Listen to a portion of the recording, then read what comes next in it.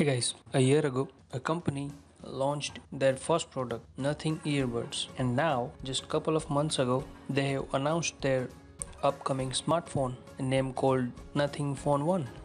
In these days, we are getting so many leak, but in this video, we are not going to talk about that things. After so many leak of the Phone 1, Nothing today announced that it is releasing its Nothing launcher for another Android devices. So that's a good news, and that's on the Google Play Store. That's the another good news for the another Android users. The Nothing launcher currently in beta version.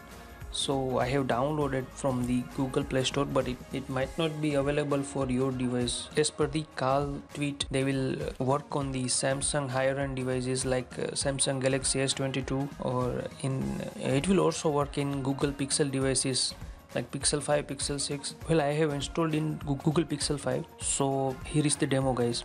It is very close to stock Android. It features a set of standard circular app icon and a single custom wallpaper. So it's good to see that neat and clean look for those who likes the widgets, and the launchers also includes an interesting features called Max icon and Max folder. So you can press and hold on any icon or any app folder on the home screen to supersize. I mean, you can customize the size of it.